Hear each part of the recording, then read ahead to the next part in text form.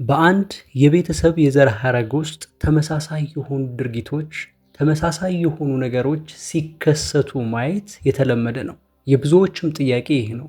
ለምሳሌ በአንድ ቤተሰብ ውስጥ አንዱ የማያገባ ወይ ደግሞ ትዳር የማይሳካላቸው እየቀጠለም እንደዛ አይነት ተመሳሳይ ነገሮች ወይም ደግሞ በሌላ መንገድ የማይሳካላቸው ምንም ያህል ቢሰሩ፣ ምንም ያህል ቢለፉ፣ ምንም ያህል ቢጥሩ ከመካከላቸው ስኬታማ ሰው ማጣት፣ ይህ የተለመደ ድርጊት ሆኖ እናየዋለን። ሰላም ውድ የዳዊት ቤት ተከታታዮች፣ ዛሬም እንደተለመደው ለመንፈሳዊ ሕይወታችሁ እድገት ይጠቅማል ብለን ያሰብነውን መንፈሳዊውን ሐሳብ ይዘንላችሁ መጥተናል። ይህንን ቪዲዮ እስከ መጨረሻው በመከታተል ከዚህ ቪዲዮ እንድትጠቀሙ ግብዣችን ነው። ለዚህ ቻናል አዲስ ከሆናችሁ ግን ይህንን ቻናል ሰብስክራይብ እያደረጋችሁ ቤተሰብ እንድትሆኑ በፍቅር እንጋብዛለን። ዛሬ ይዤላችሁ የመጣሁትን ሐሳብ እንዴት የቤተሰብ እርግማን፣ እንዴት የቤተሰብ ሐረግ ችግር የሚያመጡትን መናፍስቶች እንዴት መቋቋም እንዳለባችሁና ከዚህ አይነት የዘር ሐረግ ችግር እንዴት ራሳችሁን ነፃ ማውጣት እንዳለባችሁ ልነግራችሁ ፈልጋለሁ። መጽሐፍ ቅዱስ ሲናገር እንደዚህ ይላል፣ እውነትን ታውቃላችሁ፣ እውነትም አርነትን ያወጣችኋል። አያችሁ፣ ባወቃችሁ ልክ ነፍሳችሁንና ሕይወታችሁን ነፃ እንድታወጡ፣ ነፃ እንድትሆኑ ያደርጋችኋል። ስለዚህ በተደጋጋሚ እንደጠየቃችሁኝ በቤተሰባችን ውስጥ በእያንዳንዳችን ሕይወት ውስጥ ተመሳሳይ ችግር አለ። ለምሳሌ የቤታችን ትልቋ ልጅ አላገባችም እና የምንቀጥለው ልጆችም ወንድሞቿም አለን እህቶቿም አለን፣ ግን ልናገባ አይመስለንም። ስለዚህ ምንድን ነው ችግሩ? አያቶቻችንም እንደዚህ አይነት ነገሮች እናያለን፣ ወይ ደግሞ ከቤተሰቦቻችን እንደዚህ አይነት የትዳር ችግር አለ። ያገባችን ብትኖር እሷ ትፈታለች፣ ችግሩ ምንድን ነው እያላችሁ የጠየቃችሁኝ በተደጋጋሚ በቴሌግራም ያወራችሁ ልጆች አላችሁ። ዛሬ ለእናንተ የሚሆን ሐሳብ ይዤ መጥቻለሁ። እስከ መጨረሻ እንድትከታተሉኝ እፈልጋለሁ። የመጀመሪያው ይህ ነገር ምንድን ነው ከተባለ ዘርን እየተከተለ የሚያጠቃ ክፉ መንፈስ የሆነ ጊዜ ላይ እናንተ ባልነበራችሁበት ጊዜ፣ ምናልባችም ወላጆቻችሁ ባልነበሩበት ጊዜ በአያቶቻችሁ ወይም በቅድመ አያቶቻችሁ በሆነ ጊዜ መስዋዕት ተደርጎለት ከዘሮቻችሁ ጋር ኪዳን ያደረገ የሆነ መንፈስ ከእናንተ ጋር አለ። ያ መንፈስ ኪዳን ሲገባ እንደዚህ ነው የሚያደርገው፣ የሚፈልጉትን ነገር እንዲሰጣቸውና የሚፈልገውን ነገር እንዲሰጥ። ይህ ነው ኪዳኑ።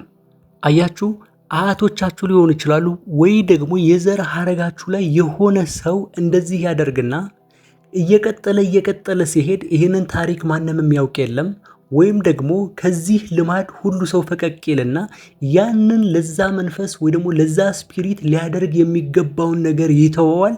ያ ስፒሪት ግን ዘራችሁን ማጥቃት ወይ ደግሞ ከእናንተ ሊያገኘው የሚገባውን ነገር እያገኘ ስላልሆነ ዘራችሁን ማድከም፣ ዘራችሁን መምታት፣ ዘራችሁን ማዳከም አያቆምም።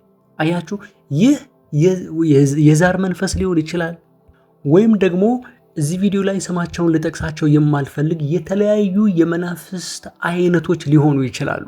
ስለዚህ እነዚህን ነገሮች እንዴት እንደምትላቀቋቸው በ4 እና በ5 ነጥብ ነግራችኋል። የመጀመሪያው ነገር፣ እንደዚህ አይነት ምልክት ካያችሁ ይህ መንፈስ እናንተ ዘር ውስጥ ወይ ደግሞ እናንተ ባክግራውንድ ውስጥ አክሰስ እንዳገኘና በዛ አክሰስ ተጠቅሞ እናንተ ህይወታችሁ ውስጥ እየረበሸ እንዳለ ልታውቁ ይገባል።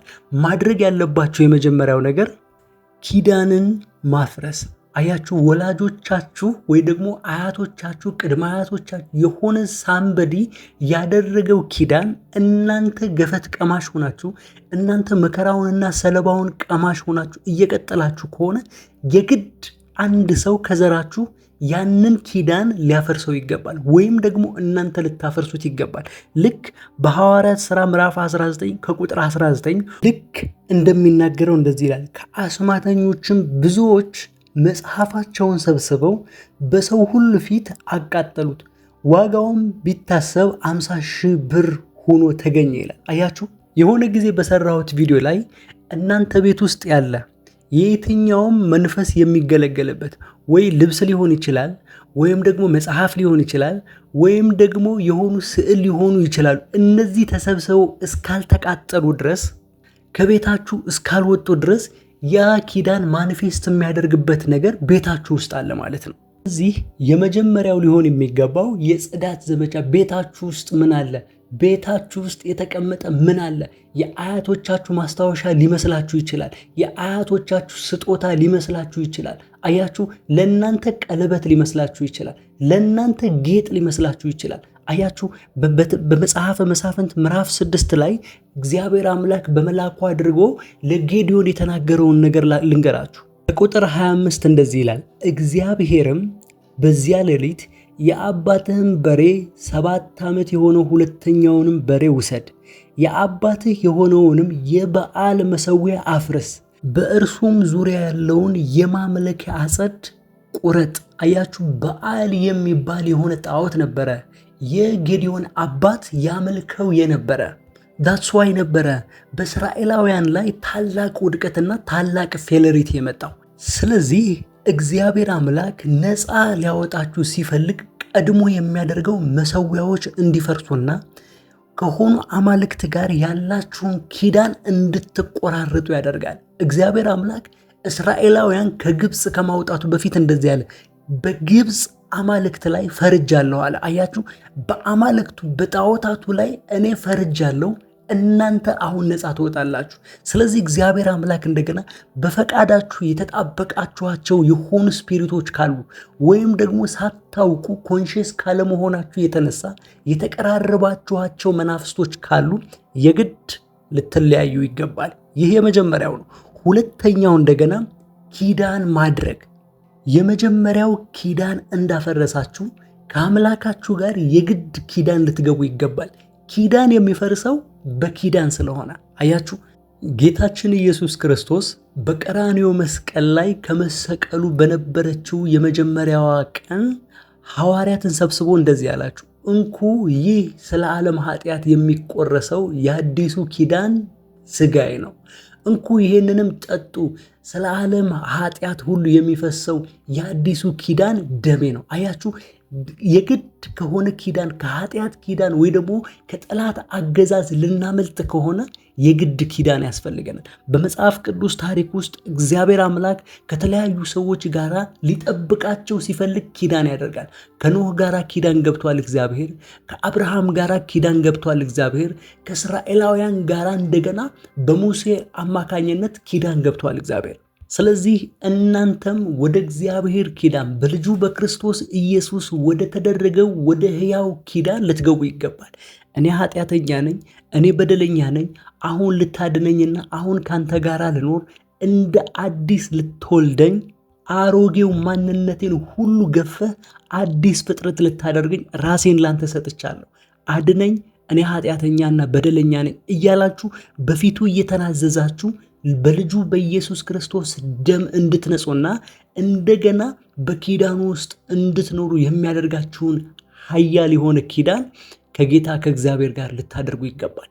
ይህ ባደረጋችሁ ጊዜ በእርግጠኝነት ቤተሰባችሁ እንኳን ባያደርግ እናንተ ስላደረጋችሁ ብቻ እናንተ ማምለጥ ትችላላችሁ። ስለዚህ ኪዳናችሁን አድሱ። እያንዳንዱ የጨለማ አሰራርና የጨለማ ኪዳንን አፍርሱ።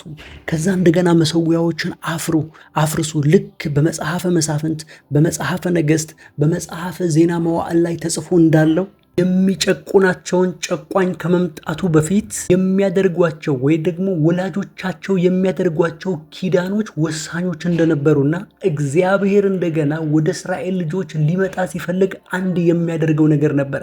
በነቢያቱ በኩል በአገልጋዮቹ በኩል አድርጎ ባዕዳን አማልክቶቻቸውንና የአማልክቶቻቸው መሠዊያዎች ተጠራርገው እንዲወጡ ያደርግ ነበረ። ስለዚህ መሠዊያዎችን አፍርሱ፣ ኪዳኖችንም አፍርሱ፣ አዲስ ኪዳንን ግቡ። ከእግዚአብሔር ጋር የማትለውጡት ኪዳን አቋም ያላችሁ ሰዎች ሁኑ። ይህ እጅግ ለሕይወታችሁ የሚጠቅማችሁ ነገር ነው። አራተኛው እንደገና ከኃጢአት ልምምድ ራቁ። የኃጢአት ልምምድ ለሰይጣን አመቺ የሆነ በር ነው። አያችሁ፣ ሰይጣን እናንተ ጋር ከመግባቱ በፊት ወይም ደግሞ ክፉ መናፍስቶች በዘራችሁና በእናንተ ሕይወት ውስጥ ጣልቃ ከመግባቱ በፊት እናንተ ለተደጋጋሚ የኃጢአት ልምምድ ውስጥ እንድትገቡ ያደርጋችኋል።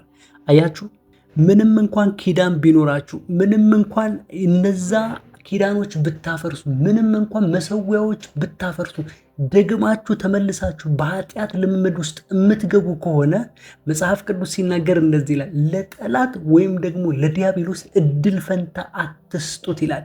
አያችሁ፣ ዲያብሎስን ተቃውሙ ከእናንተም ይሸሻል ይላል። አያችሁ፣ ካልተቃወማችሁ ኃጢአት ማለት እሱ የሚነግስበት እሱ የሚገዛበት ዓለም እስከሆነ ድረስ እሱ ክልል ውስጥ ገብታችሁ እሱ ግዛት ውስጥ ገብታችሁ አለመጨቆን አለመገዛት አትችሉም። ስለዚህ የኃጢአትን ልምምድ ራቁ። መጽሐፍ ቅዱስ በአንደኛ ቆሮንቶስ ምዕራፍ 6 ከቁጥር 17 ላይ እንደዚህ ይላል፣ ከጌታ ጋር የሚተባበር ይላል አንድ መንፈስ ይሆናል። አያችሁ፣ ከጌታ ጋር ስትተባበሩ መልካሙን ስታደርጉ የጌታ መንፈስ በእናንተ ውስጥ አልፎ የእናንተን ህይወት እንዲያስተካክል የሌሎችንም ህይወት እንዲያስተካክል ታደርጉታላችሁ። ከጋለሞታ ጋር የሚተባበር ግን አንድ ስጋ ይሆናል ይላል። አያችሁ፣ ስጋ ደካማ ነው። ስጋ አቅም የለውም። ስጋ ምንም ነገር ማድረግ አይችልም። ስጋ ለኃጢአት እየተሸነፈ ነው። ስለዚህ አረማመዳችሁን አቅዱ።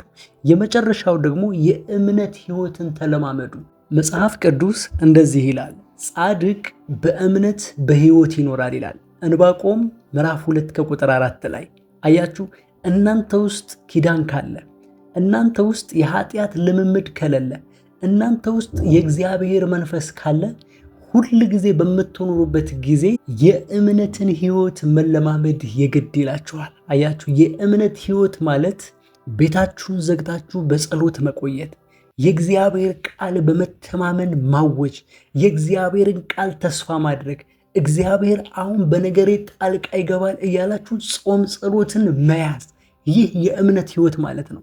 በህይወታችሁ ሊያስቸግራችሁ የሚችለውን ኃይሎች በሙሉ ከህይወታችሁ እንዲወገዱ በእግዚአብሔር በመተማመን የእግዚአብሔርን ቃል ማወጅ። ይህም በምታደርጉበት ጊዜ እናንተም ትድናላችሁ። መጽሐፍ ቅዱስ ሲናገር እንደዚህ ይላል፣ አንተ እመን አንተና ቤተሰባችሁ ትድናላችሁ ይላል። አያችሁ፣ የእናንተ ማመን የእናንተ መዳን ለብዙዎች መትረፍ ይሆናል። የእናንተ ህይወት መስተካከል በቤታችሁና በዙሪያችሁ ላሉ ቤተሰቦች ሰላምና እረፍት ይሆናል። ስለዚህ እናንተ እመኑ፣ እናንተና ቤተሰቦቻችሁ ትድናላችሁ። የዛሬው ሐሳቤ ይህ ነበረ።